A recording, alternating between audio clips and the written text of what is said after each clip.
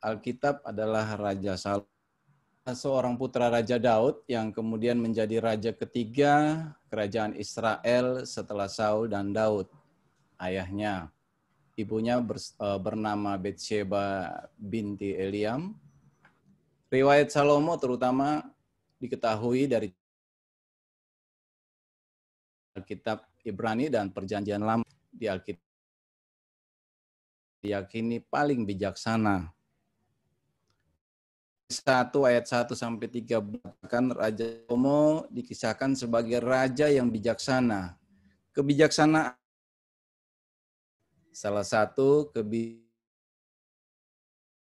Salomo digambarkan melalui kisah tentang dua orang perempuan sundal yang memperebutkan seorang anak bayi. Ia mengubah 3.000 amsal dan 1.005. Ia bersajak tentang pohon-pohonan dari arah ada hisop pada dinding batu. Ia berbicara juga tentang hewan dan tentang burung-burung dan tentang binatang mata dan tentang ikan-ikan. Raja Salomo melebihi semua raja yang ada di muka bumi dalam hal kekayaan dan hikmat. Semua raja di bumi berikhtiar menghadap Salomo untuk menyaksikan hikmat yang telah ditaruh Allah di dalam hatinya. Mereka datang masing-masing membawa persembahannya, yaitu barang-barang perak, barang-barang emas, dan rempah-rempah lainnya. Kitab Amsal, Pengkhotbah, dan Kidung Agung dipercaya ditulis oleh Raja Salomo.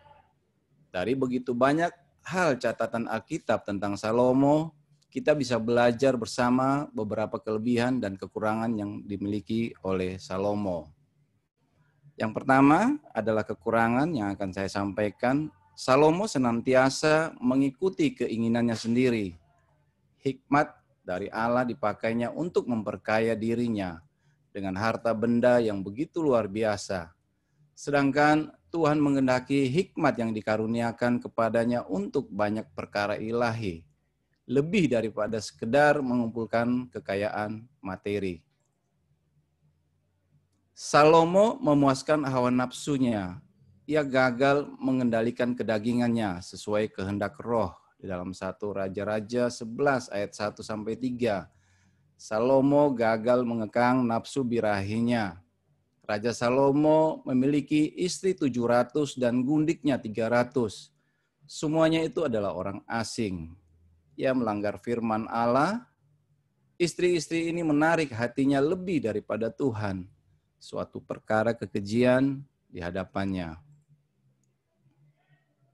Salomo juga meremehkan firman Tuhan. Kita harus menghormati dan memperhatikan dengan seksama kebenaran firman Tuhan. Belajar dari kurang memperhatikan firman-Nya sehingga mengingat perjanjian dengan Allah, kutuk datang bagi bangsa Israel, tetapi terjadi perpecahan atas bangsa tersebut.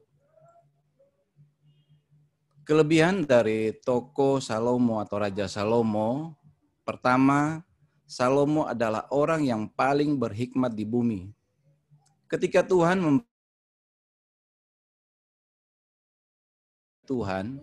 maka Salomo meminta hikmat kepadanya.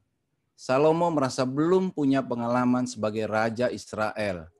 Jadi ia membutuhkan hikmat agar bisa memerintah umat Tuhan secara bijak dan adil. Hal ini dipandang baik oleh Tuhan, sehingga Tuhan mengabulkan permintaan Salomo dan memberinya hikmat. Hikmat Salomo melebihi hikmat semua orang yang ada di bumi. Dan hikmat Salomo ini sangat terkenal hingga bangsa-bangsa lain, sehingga mereka datang mendengarnya. Kedua, Salomo adalah orang yang paling kaya di muka bumi. Karena Salomo takut akan Tuhan, maka Tuhan memberkatinya secara berlimpah-limpah. Seperti janji Tuhan kepadanya. Selain hikmat, Tuhan juga memberkati Salomo secara berlimpah-limpah. Alkitab berkata bahwa Salomo lebih kaya daripada seluruh raja di bumi pada masanya. Yang bisa ditafsirkan bahwa dialah orang terkaya di bumi pada masa itu. Sebab para raja biasanya lebih kaya. Sedangkan Salomo lebih kaya dari seluruh raja di bumi pada saat. Alkitab membahas secara rinci kekayaan yang dimiliki oleh Salomo di dalam 2 Tawarikh 13 sampai 28. Yang ketiga, raja yang membangun bait Allah adalah Raja Salomo. Atau tanah perjanjian, maka mereka membangun bait Allah yang permanen. Namun, bait suci ini dibangun tidak segera setelah mereka ditinggal di tanah Kanaan. Tetapi kemudian bait Allah ini dibangun oleh Salomo, Raja Israel saat itu, sebelum ayahnya yang ingin membangun rumah Allah. Namun Tuhan menolaknya karena di tangannya Daud berlumur. Bait Allah ini disebut juga sebagai bait Allah pertama. Yang dapat kita pelajari dari Salomo adalah pertama, 1 3 ayat 7 berkata, "Maka sekarang ya Tuhan Allahku, Engkaulah yang mengangkat hamba-Mu ini menjadi raja menggantikan Daud, ayahku. Sekalipun aku masih sangat muda dan belum berpengalaman." Ia membutuhkan pengalaman, hikmat, dan pertolongan Tuhan. Ia tidak malu untuk mengaku kekurangannya dan meminta bantuan Tuhan. Sikap rendah hati Salomo ini menjadi bentuk penyembahan yang benar menurut Alkitab. Yang kedua, Raja Salomo adalah raja yang sangat bijaksana. Dalam 1 Raja-Raja 3 ayat 9 mengatakan, "Maka berikanlah kepada hamba-Mu ini hati yang faham, menimbang perkara untuk menghakimi umat-Mu. Dapat membedakan antara yang baik dan yang jahat. Sebab siapakah yang sanggup menghakimi umat-Mu yang sangat besar ini?" Salomo lebih memilih untuk meminta hikmat, kemampuan untuk dapat menimbang perkara. Hal ini dipandang baik oleh Allah. Keputusan Salomo ini justru menunjukkan kebijaksanaan Salomo. Dengan bijaksana, ia memanfaatkan kesempatan yang Allah beri untuk keuntungan semua orang, bukan hanya keuntungan pribadi. Demikian yang bisa saya sampaikan untuk tokoh Alkitab. Dan berikut ini saya akan untuk tokoh dunia adalah Lee Kuan Yew. Lee Kuan Yew adalah Perdana Menteri Singapura dari tahun 1959 sampai dengan 1990. Ia tetap menjadi tokoh politik yang berpengaruh di Singapura. Sejak pengunduran dirinya sebagai Perdana Menteri, semasa pemerintahan Goh Chok Tong, Lee menjabat sebagai Menteri Senior. Saat akhir hayatnya, jabatan dia adalah sebagai Menteri Mentor, sebuah jabatan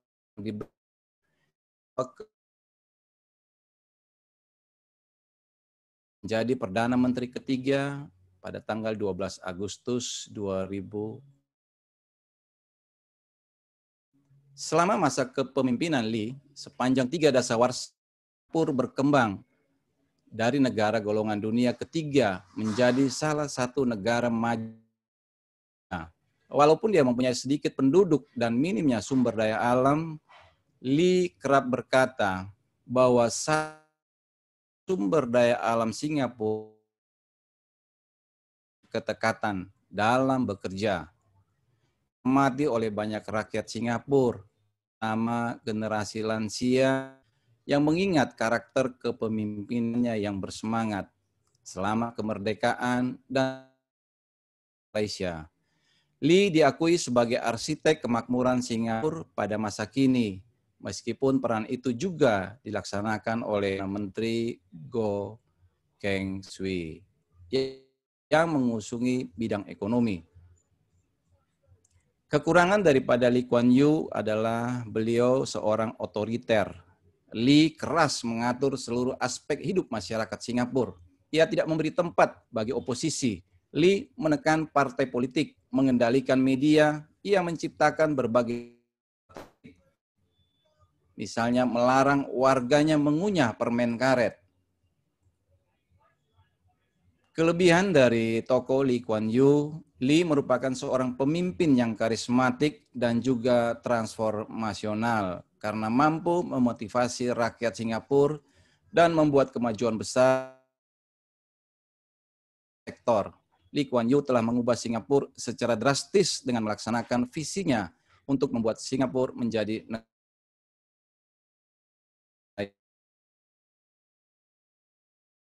Lee Kuan Yew melihat gaya kepemimpinan Lee Kuan Yew di Singapura dapat dipahami bahwa menjadi seorang pemimpin yang otoriter tidak serta-merta dilambangkan dengan kekerasan dan penyempitan ruangan bagi masyarakat untuk menyuarakan pemikiran dan gagasan yang mereka miliki. Tetapi model kepemimpinan Lee menjadi alat pemelihara proses politik dan ekonomi Singapura yang berkinerja tinggi dan stabil dalam waktu yang bersamaan. Gaya ini terbukti bahwa Singapura menuju negara yang maju dalam waktu yang relatif singkat dalam 3 dekade tersebut.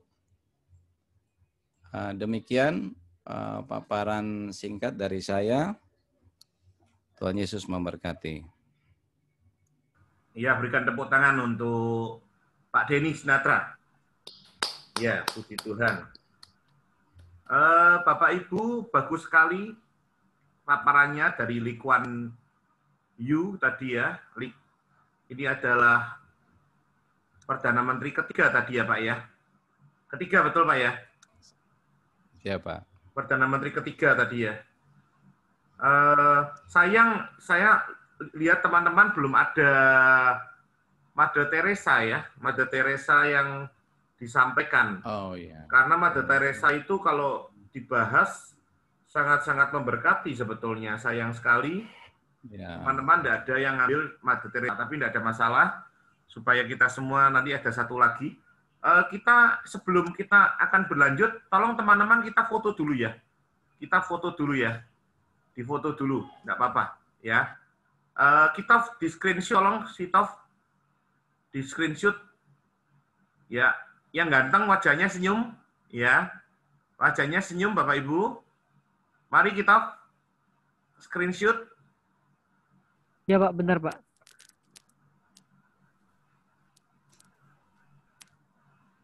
Ya, untuk bukti Bapak Ibu hadir terus gitu ya. Supaya saya juga bisa mempertanggungjawabkan kehadiran Bapak Ibu. Itu Pak Denny nggak kelihatan nggak apa-apa Pak? Pak Denny, tolong wajahnya Pak Denny.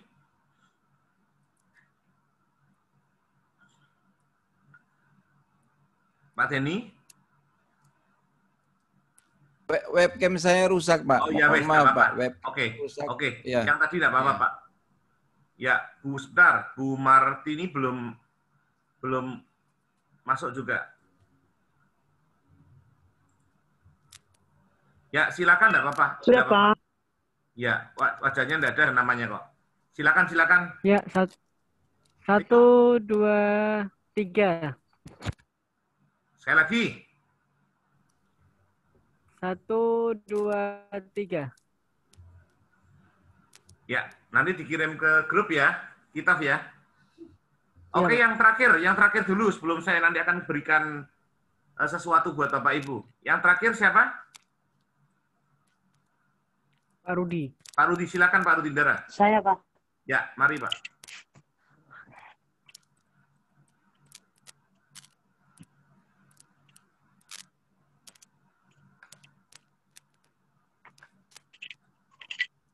Ya, tolong Mas kick off.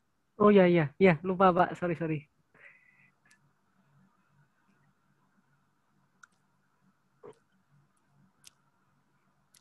Oke Pak Rudi, persilakan. Ya, baik, terima kasih kesempatan.